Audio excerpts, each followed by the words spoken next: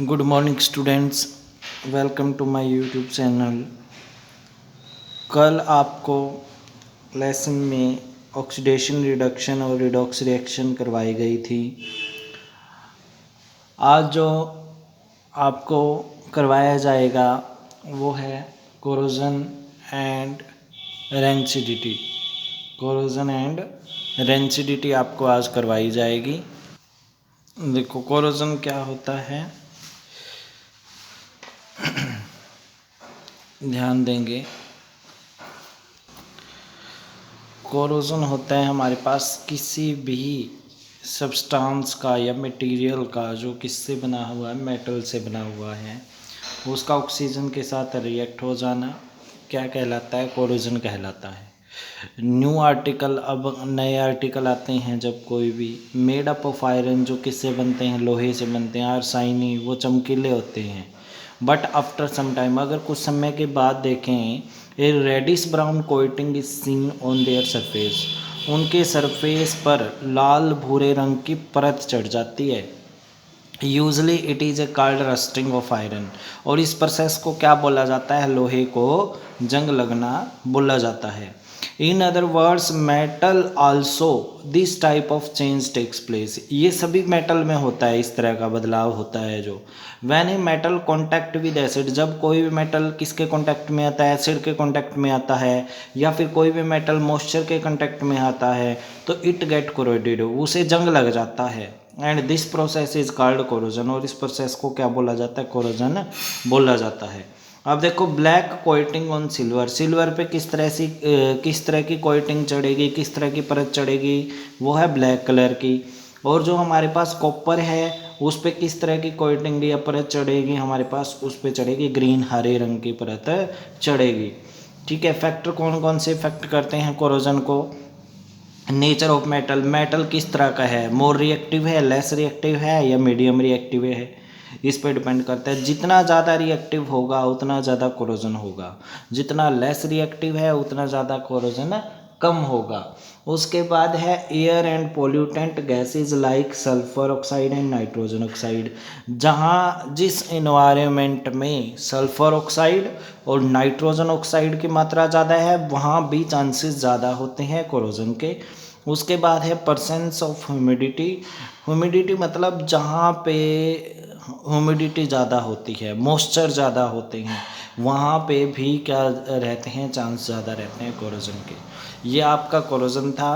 Corrosion की एक दो रिएक्शन विधि मिलेगी बुक में, वो भी आपने करनी है। और इसके साथ साथ एक टॉपिक है रेंसिडिटी का, देखो ध्यान से। रेंसिडिटी, रेंसिडिटी क्या आती है, when food containing oil and fat are kept for long time, कहते हैं जो भोजन ऑयल से या फैट से बनता है अगर उसको लंबे समय तक रखें, then we find a change in their taste, तो हमें उनके टेस्ट में क्या मिलता है, एक चेंज मिलता है, बदलाव मिलता है। ठीक है, एंड स्मेल, और उनका जो स्मेल है, सुगंध है, उसकी सुगंध में भी चेंज आ जाता है। When oil and fat oxidize, जब ऑयल और फैट ऑक्सीजन के कांटेक्ट में आते हैं, ऑक्सीजन के कांटेक्ट में आएंगे तभी तो ऑक्सीडाइज होंगे, ऑक्सीडाइज्ड दे बिकम रेंसिड, वो क्या हो जाते हैं, विकृत गंधित हो जाते हैं। And their smell and taste change, और उनका जो स्मेल सुगंध है और जो टेस्ट है उनका दोनों क्या हो जाते हैं, बदल जाते हैं। ठीक है, उसके बाद है हमारे पास प्रिवेंशन, इसको रोकने के तरीके। To slower down the rate of oxidization, कहते हैं हमें उसकी ऑक्सीडाइजेशन को रोकने के लिए या ऑक्सीडेशन को रोकने के लिए हम उसका कांटेक्ट कर देंगे ख़त्म, किससे, ऑक्सीजन से, या तो उसमें ऑक्सीडेंट एंटीऑक्सीडेंट डाल देंगे, या फिर उसको ऐसी जगह पर रखेंगे कि उसका कांटेक्ट ख़त्म हो जाए, किससे, ऑक्सीजन से। By keeping food item in air tight container, अगर हमने एयर टाइट कंटेनर में रख दिया तो उसके अंदर हवा नहीं जा रही, हवा नहीं जा रही तो उसके अंदर ऑक्सीजन नहीं जा रही, इसलिए वो वहाँ पे क्या रहेंगे, सुरक्षित रहेंगे। बाय फ्लशिंग नाइट्रोजन गैस, अब नाइट्रोजन गैस भर सकते हैं in packets of chips, chips के पैकेट्स में, so as to stop the oxidation in of chips, क्योंकि चिप्स की ऑक्सीडेशन ना हो। अगर चिप्स को थोड़े समय के लिए बाहर रख दो तो वो क्या हो जाते हैं, ख़राब हो जाती हैं, उनमें से स्मेल आनी शुरू हो जाती है और खाने लायक नहीं रहते। इसलिए ताकि वो खाने लायक रहें उनमें कौन सी गैस भरी जाती है, नाइट्रोजन गैस भरी जाती है।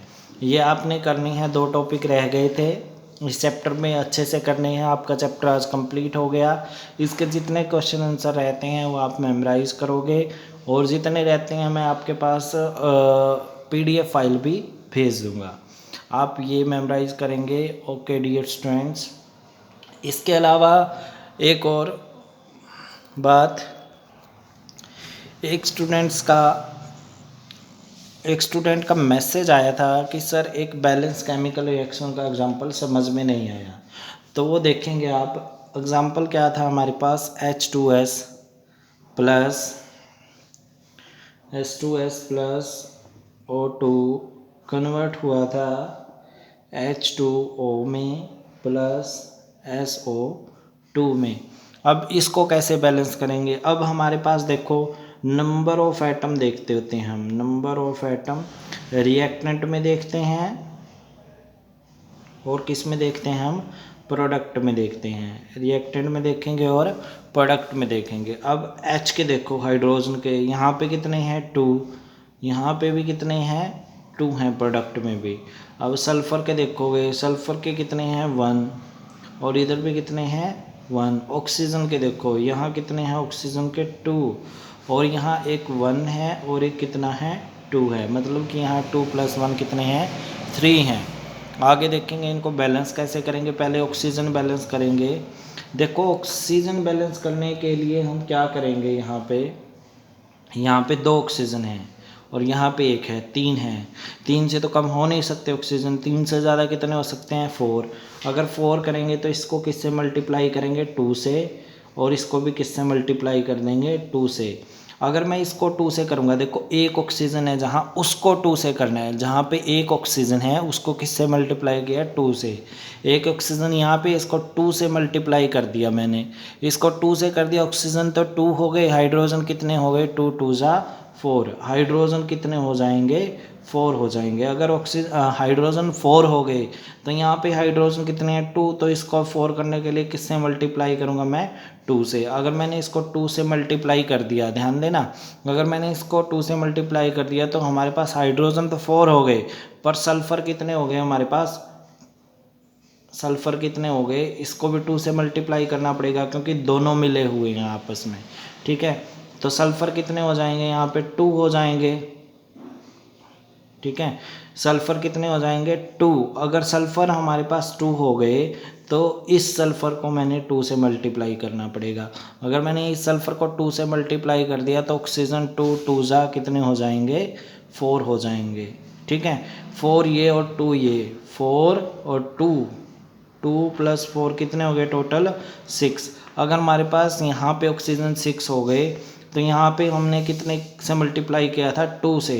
अगर मैं इसको 2 से मल्टीप्लाई ना करके किससे कर दूँ 3 से कर दूँ तो कितने हो जाएंगे 6 हो जाएंगे, यहाँ पे +3O2। तो बैलेंस केमिकल इक्वेशन ऐसे बनेगी कि 2H2S + 3O2 कन्वर्ट हो रहा है 2H2O में प्लस 2SO2 में। इस तरह से आपने करनी है सभी, और इस मेथड को बोलते हैं हिट एंड ट्रायल मेथड। इस तरह से ही आपने सबने क्या करनी है, बैलेंस केमिकल इक्वेशन करनी है। आशा है कि आपको समझ में आ जाएगा। आज आपको कुछ बैलेंस केमिकल इक्वेशन भी दी जाएंगी, वो आपने करके देखनी है। Have a nice day students.